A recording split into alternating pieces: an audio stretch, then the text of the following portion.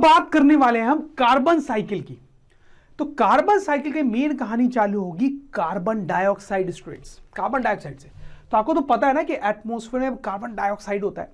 Carbon dioxide में basically carbon है, ठीक है।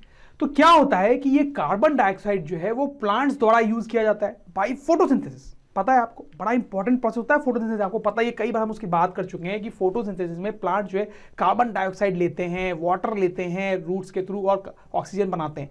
बट यहां पे हमें कार्बन में इंटरेस्ट है, इसलिए हम कार्बन डाइऑक्साइड की ही बात कर रहे हैं। तो प्लांट्स जो है वो कार्बन डाइऑक्साइड लेते हैं, ठीक है। फिर इन प्लांट्स को एनिमल्स खाते हैं, ठीक।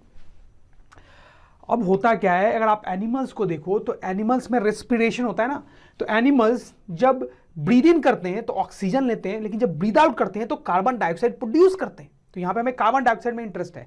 मतलब ये जो एनिमल्स है वो कार्बन डाइऑक्साइड प्रोड्यूस करेंगे और वो कार्बन डाइऑक्साइड वापस एटमॉस्फेयर में चला जाएगा। समझ में आई बात? तो अगर आप देखें तो कार्बन के साइकिल का एक इंपॉर्टेंट पार्ट हमने देख लिया है कि कार्बन डाइऑक्साइड में कार्बन होता है बेसिकली। तो कार्बन डाइऑक्साइड प्लांट्स लेते हैं in the process of photosynthesis, plants को एनिमल्स खाएंगे और फिर एनिमल्स जब एक्सहेल करते हैं, ब्रीद आउट करते हैं तो कार्बन डाइऑक्साइड प्रोड्यूस करते हैं जो एटमॉस्फेयर में चल जाता है, राइट। समझ में आई बात? चलो अब और डिफरेंट पार्ट्स देखते हैं इस कार्बन साइकिल के। प्लांट्स जो हैं उनसे कोल बनता है और प्लांट्स और एनिमल दोनों से पेट्रोलियम बनता है।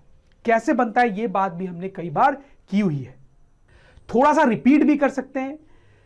होता क्या है कि अर्थ पे ज्योग्राफिकल चेंजेस अलग अलग टाइप के आते रहते हैं, जैसे अर्थक्वेक आ गया कभी। तो उसके कारण क्या होता है कि लैंड पे रहने वाले या कई बार सी में रहने वाले भी प्लांट्स और एनिमल्स समहाउ अर्थ क्रस्ट के अंदर बहुत नीचे दब जाते हैं। बहुत डिटेल में नहीं देखेंगे, वो सब भी किसी और चैप्टर में बात करेंगे। अब अर्थ क्रस्ट के नीचे बहुत डीपली ये जब दब जाते हैं तो वहां पे टेम्परेचर और प्रेशर बहुत हाई होता है। उस हाई टेम्परेचर और प्रेशर में over a long period of time, मतलब हजारों साल लग जाते हैं और हजारों साल में ये कई बार कोल या पेट्रोलियम में कन्वर्ट हो सकते हैं, राइट।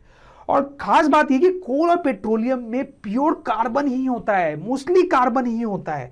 खासकर कोल में तो ज्यादातर कार्बन ही होता है, पेट्रोलियम में कार्बन के अलावा और भी एलिमेंट्स होते हैं, बट मेनली इन दोनों में कार्बन ही होता है। इसलिए हम कार्बन साइकिल की जब बात कर रहे हैं तो कोल और पेट्रोलियम की बात करना बहुत जरूरी है कि कैसे कई बार over very long period of time plants और एनिमल्स से कोल और पेट्रोलियम बन जाता है। समझ में आ रही बात?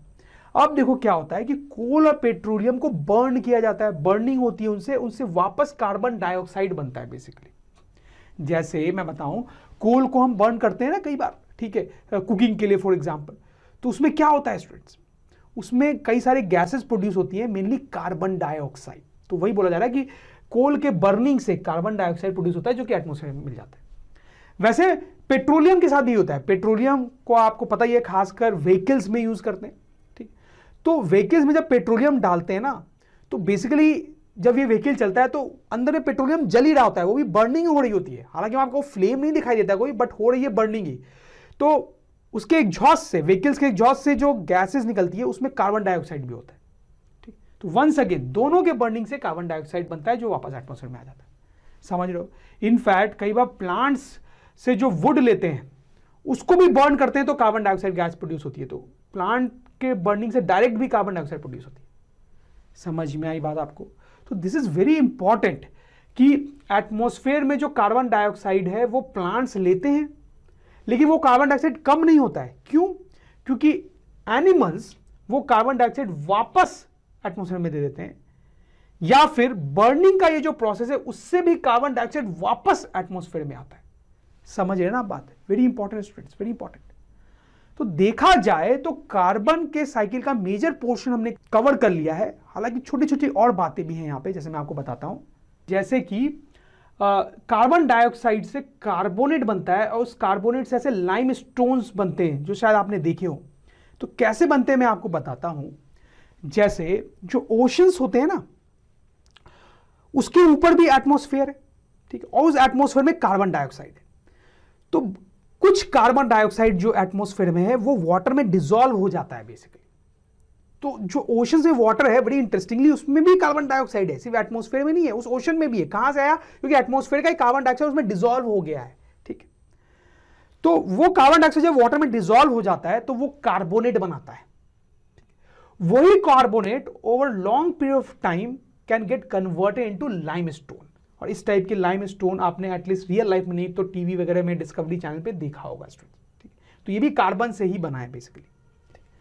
जैसे एक और चीज हम यहां पे ऐड कर सकते हैं, आपने इस टाइप की चीजें देखी होंगी समुद्र के किनारे, इनको कार्बोनेट सेल्स बोलते हैं।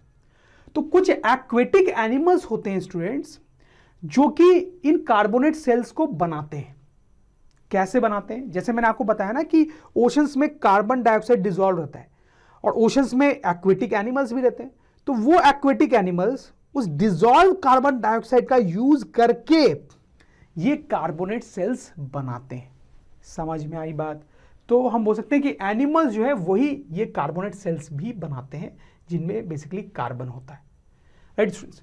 तो ये देखा जाए तो this is almost complete carbon cycle.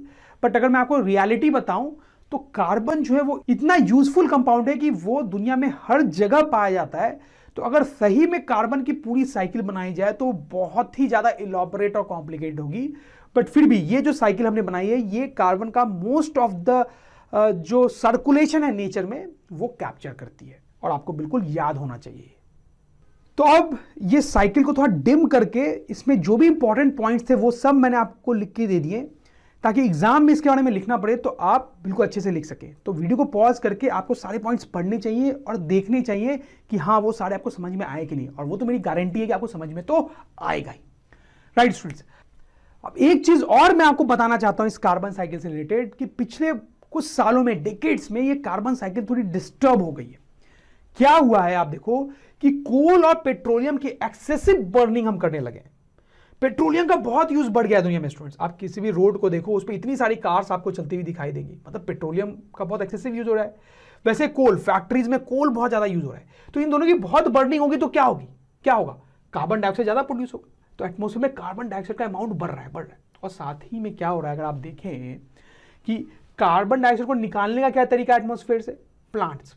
तो आपको तो पता ही है कि आजकल ना फॉरेस्ट को काट काट के बड़ी बड़ी बिल्डिंग्स बनाई जा रही हैं, सिटीज डेवलप की जा रही हैं। तो प्लांट्स दुनिया में कम होते जा रहे हैं तो कार्बन डाइऑक्साइड कंज्यूम कम हो रहा है। बर्निंग ज्यादा हो रही है तो कार्बन डाइऑक्साइड प्रोड्यूस ज्यादा हो रहा है। तो कंज्यूम कम होगा और प्रोड्यूस ज्यादा होगा तो ऑब्वियसली कार्बन डाइऑक्साइड का अमाउंट क्या होगा? बढ़ेगा ना स्टूडेंट्स। तो वही हो रहा है, ये साइकिल थोड़ी डिस्टर्ब हो गई है। कार्बन डाइऑक्साइड का अमाउंट जो है वो दुनिया में बढ़ रहा है and which is not a good thing, ठीक है। उसके बहुत सारे डिसएडवांटेजेस हैं, वो भी हम देखेंगे students, but not right now. समझ में आई आपको बात? तो स्टूडेंट्स अगर ड्रोन स्टडी की ये वीडियोस आपको अच्छे लग रहे हैं तो आप प्लीज इनको लाइक करें, सब्सक्राइब करें, कमेंट्स लिखें स्टूडेंट्स, अपने थॉट्स बताएं, हमारे साथ शेयर करें कि आप और क्या चाहते हैं। और इतना ही नहीं स्टूडेंट्स, सबसे इंपॉर्टेंट नीचे शेयर बटन पे क्लिक करें और अपने दोस्तों के साथ इन वीडियोस को व्हाट्सएप और फेसबुक पे शेयर करें स्टूडेंट्स, ताकि वो भी इन वीडियोस का फायदा उठा सकें स्टूडेंट्स, राइट।